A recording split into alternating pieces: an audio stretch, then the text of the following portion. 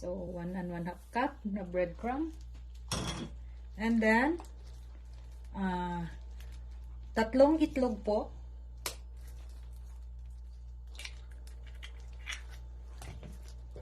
One, two, then three.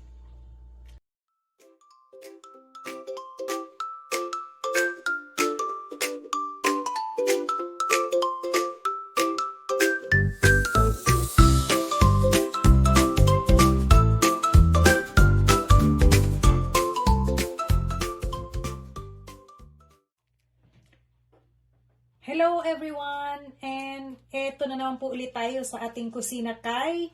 And this is Kakay Sato sa Kaysiyahan. At magluluto ulit tayo or gagawa tayo ngayon ng chicken embutido. So ito po ang gagawin natin ngayon. And meron po tayo dito ground na, of course, ground chicken. Ito po ay 600 grams. Ayan. Then, meron po tayo ditong itong diced onion. And then,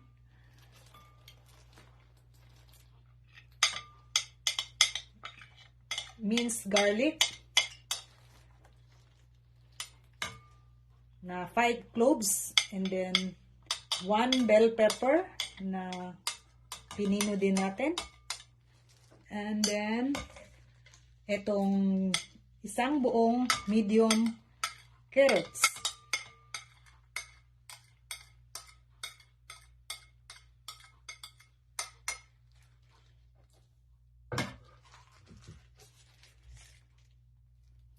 Maglalagay din tayo ng raisins and salt and pepper to taste. So, adjust nyo lang po sa inyong according to your taste. Then, maglagay din tayo ng sweet pickle relish. Okay? So, lagay tayo ng 3 tablespoons. And last is yung breadcrumbs. Maglagay tayo ng mga 1 and 1/2 cup. So, 1 and 1/2 cup na breadcrumb. And then, tatlong itlog po.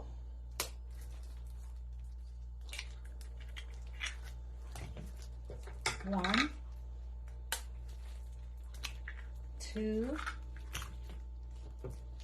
then three. And i-mix lang po natin.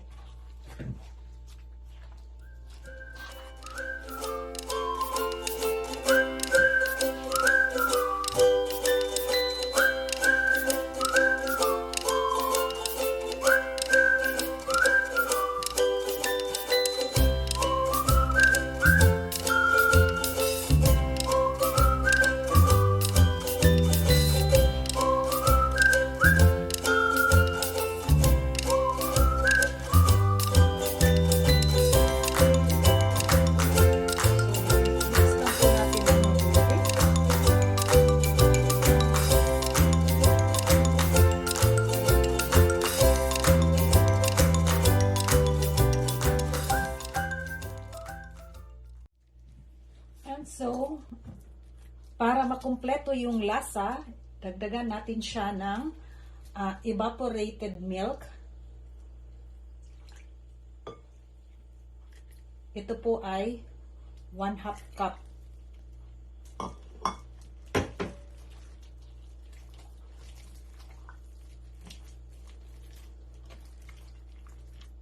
And lagyan din natin siya ng cheese. Shredded cheese. Ayan. Para makumpleto yung lasa.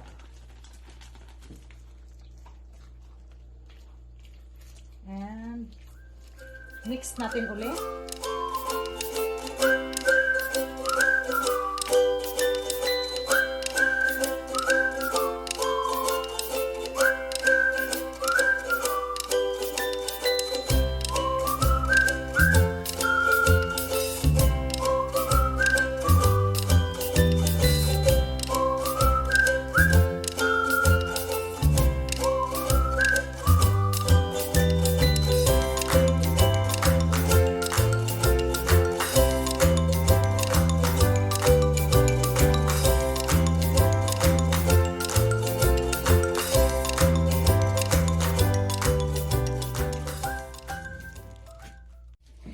And para try natin or masubukan natin ang lasa, make sure na okay na yung kanyang lasa according to our taste. So, kuha lang tayo ng konti at kung mayroon kayong microwave oven, pwede nyo siyang ilagay sa microwave oven or ipiprito siya para malaman natin kung ano yung kanyang lasa, kung okay na or kailangan pa nating dagdag ng salt or ano pa mang kulang na kailangan nating idagdag. And after a few seconds, ito na po yung nilagay natin sa microwave. So, i-taste lang po natin kung okay na yung kanyang lasa.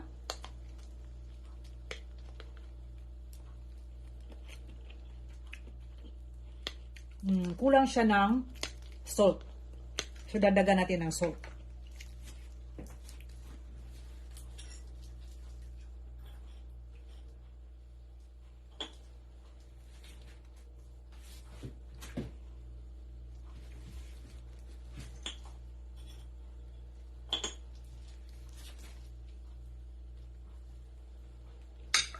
Okay, and so that's it. Haluin natin ulit.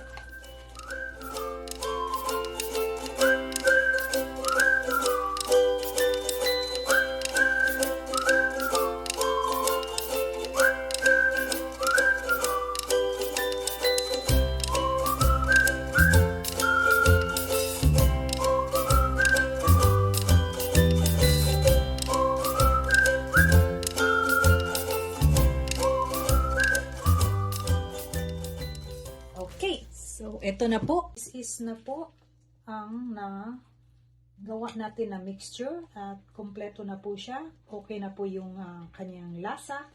So, ang gagawin natin ay magbabalot na naman tayo. So since ito ay embutido, kailangan nating balutin.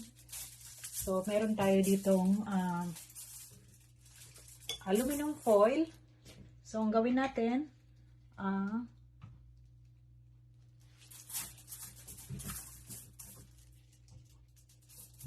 lagyan lang po natin ng konting margarine or butter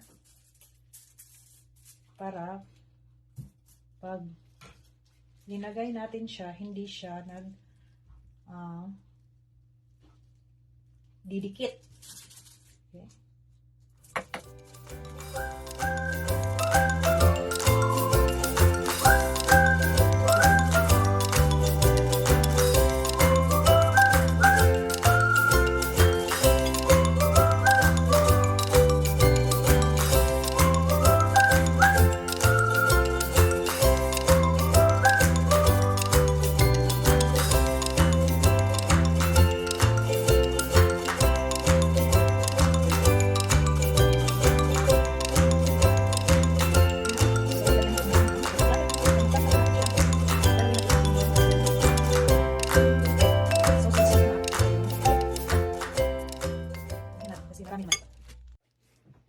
Okay, so lagay na natin ang ating sausage.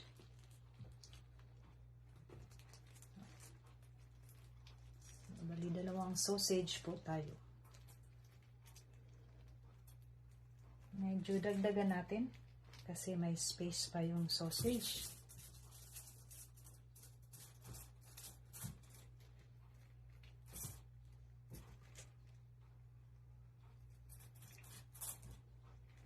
Then, egg.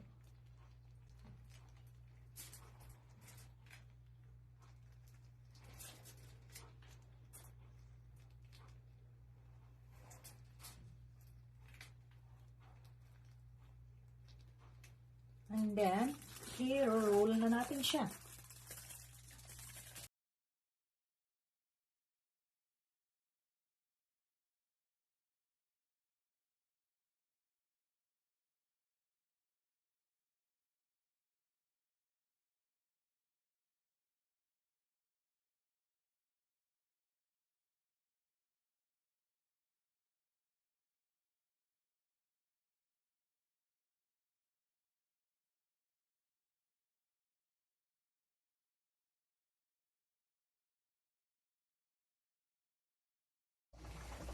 Okay, so nagawa na natin ang ating mga nabalot na natin yung ating mga embutido. Ito na po sila.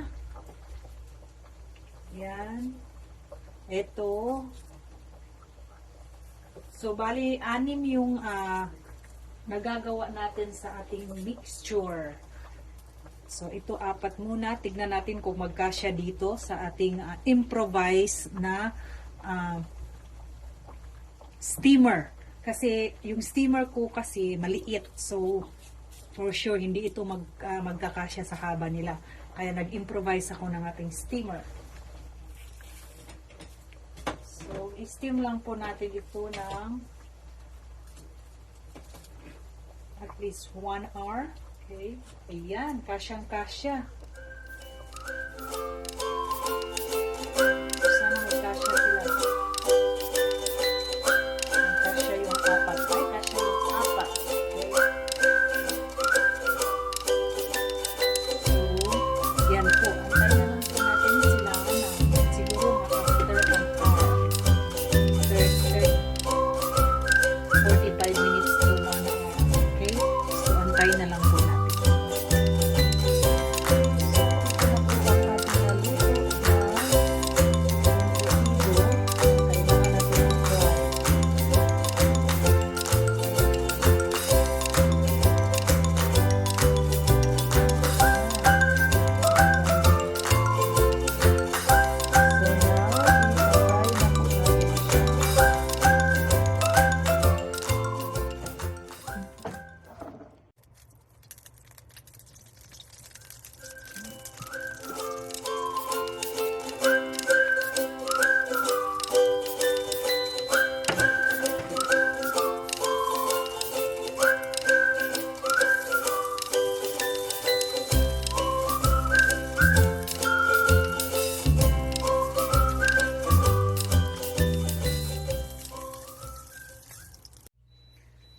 Perfect recipe for this Christmas chicken embutido. Ito. Wow! Ang ganda, guys. So, sana nasundan nyo ang ating recipe at kung paano natin ginawa.